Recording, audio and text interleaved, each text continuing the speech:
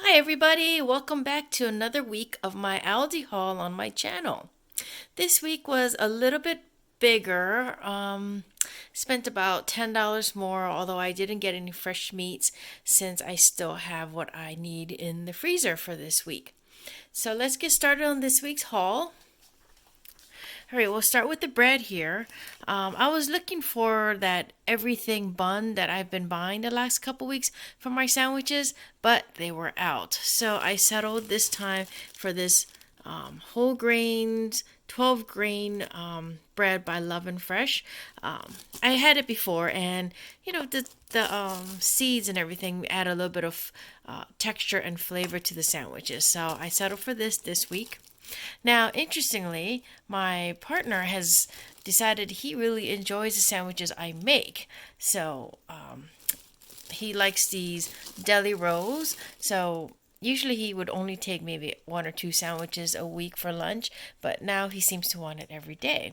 So, I had to buy 2 loaves of bread. And then, because we're making twice as many sandwiches, I got more cheese. So I have this Colby Jack cheese by Happy Farms and sharp cheddar.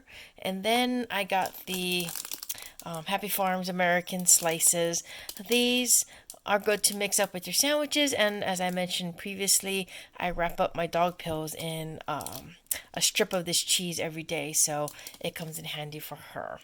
And to go in the sandwiches, aside from cheese, I decided this week we're going to have a mixture of premium honey smoked turkey breast and white turkey from Lunchmate. This is their 1 pound value pack, mixed with premium oven roasted chicken breast.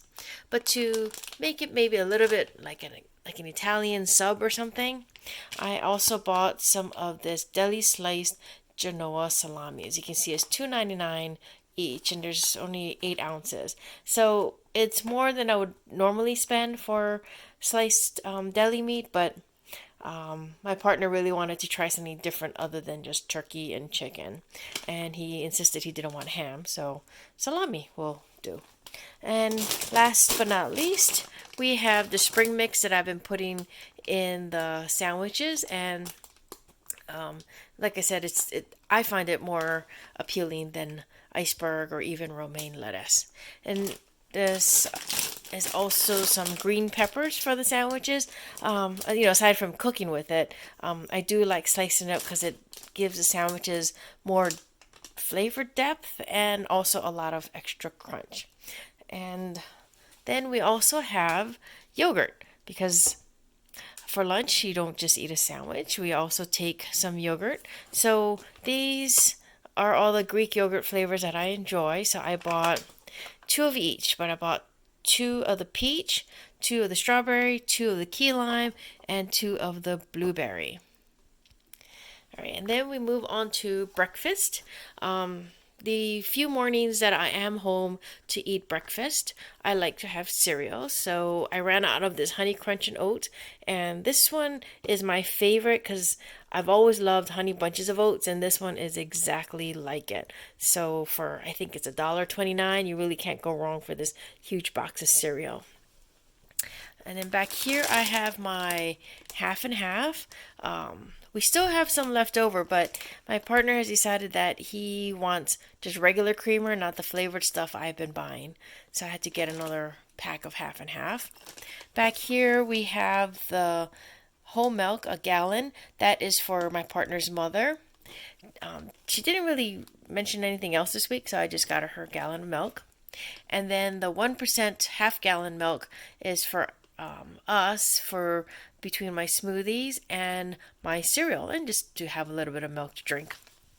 So speaking of smoothies, I've got another pack of spinach back there for to mix into my smoothies, and then I also got some mixed fruit and berry medley.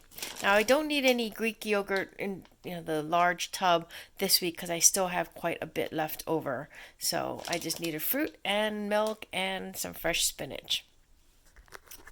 Okay, so this week for cooking, one thing I'm going to make is my tomato bruschetta. So I bought a pack of Roma tomatoes. I'm going to slice that up, pick some of my fresh basil outside, and mix it up with garlic, olive oil, and Parmesan cheese, a tad bit of salt, maybe a little bit of pepper, and we like to have that as a snack. Okay, another thing I'm going to make is an instant pot dish called jalapeno poppers chicken. So I've never tried it before, and it's supposed to taste like jalapeno poppers, except you're eating it as a chicken dish. And it's very creamy and a little bit of spice. So it needs, aside from chicken thighs, it needs jalapenos. So I bought this pack. It's more than I need for the recipe. I think the recipe called for 5, but we'll use it anyways. And as I mentioned before, I have my green peppers. And then also for that jalapeno dish, we have this shredded Colby Jack cheese. It just calls for 8 ounces of shredded cheese. It doesn't say what kind, so I thought Colby Jack is a nice combination. I also plan to make a Chinese dish of Chinese pork barbecue, or char siu as I like to call it. But I have all the sauces for that, and the pork belly that I need for that recipe is not sold at Aldi, so I'm just going to go to the Asian market and get it. All right, now I make my own sweet tea in the house using my Instant Pot. So I just opened up our last bag of sugar, so I like to replace the sugar. So when the last bag is open, I know I have an extra just in case something comes up and I need it. And it may sound odd, but I do put a splash of lime juice in the iced tea that I make, in addition to lemon juice. So since I was nearly out of lime juice, I bought this bottle of 100% lime juice by Nature's Nectar. And I also use this for cooking. If you're making something with maybe a Mexican dish, adding a little bit of lime adds a nice sweet flavor to it.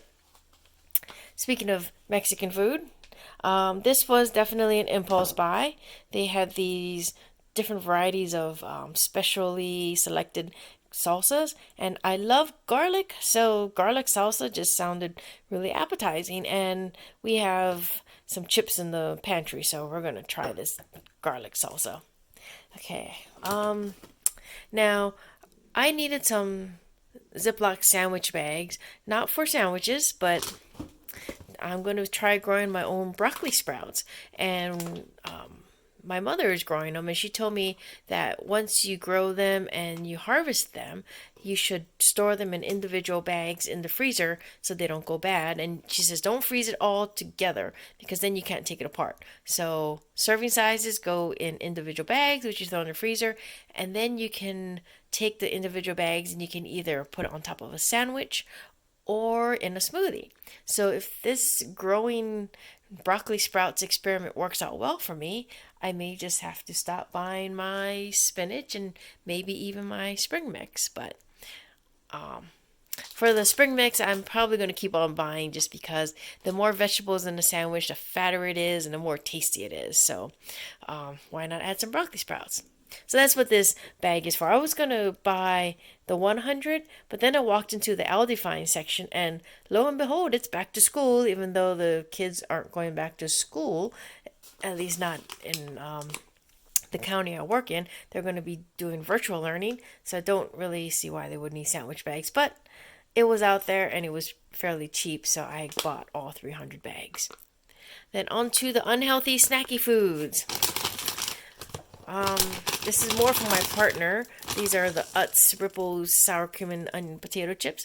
This is actually cheaper than at the grocery store. I mean, this is only $1.99, and usually it's over $2 for this size at the local big grocery store. Then we have the Clancy's cheddar cheese flavored stackers for 99 cents. He ate up the whole can last week. There's still some of the sour cream and onion, so I just decided to replace his cheddar cheese flavor since it's all gone. And then this week they had his unsalted roasted pistachio, so I bought a 10-ounce bag for him to snack on.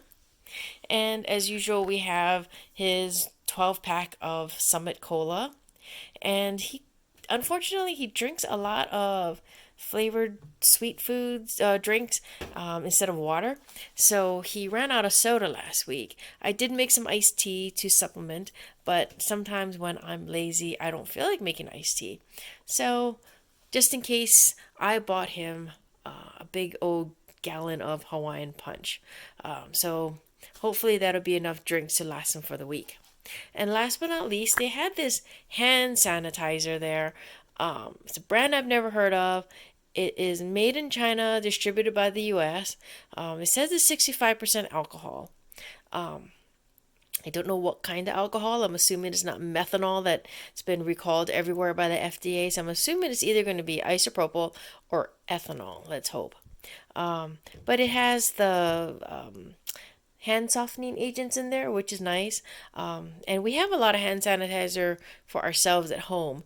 But where I work, they issued each of us one bottle, similar in this size, of hand sanitizer and two reusable cloth masks. We haven't gotten anything else since then. And the hand sanitizer station that they brought in for the public is not only unwieldy and heavy and not automatic, but it's a liquid, and you have to get it through a dispenser that's a little spigot. I don't understand why they think that's a good idea unless that was the only thing they could find. But everybody who uses it in the public is going to have to touch the same spigot with their dirty hands. And the spigot, I know from experience, is not the most sturdy. So I can imagine that people will turn the spigot on to get a little bit of hand sanitizer liquid, and then it'll go all over the floor, and our 2.5 gallons of hand sanitizer will be gone in a day because it is all over our carpet. But anyways, I'm gonna take this bottle to work because I don't have the opportunity to wash my hands as often as I would like. So I just keep sanitizer on my desk, and I'm going through the supply they gave me quite quickly. I've been back at work for less than a month, and my bottle is half gone. So hence, I'm going to try Aldi's one. So, at any rate, this is my whole haul for the week. Lots of lunch materials thanks to my partner's renewed interest in daily sandwiches. And I hope you enjoyed all of this. If you like this, please press the like button and subscribe. And I will see you next time. Thanks very much. Bye.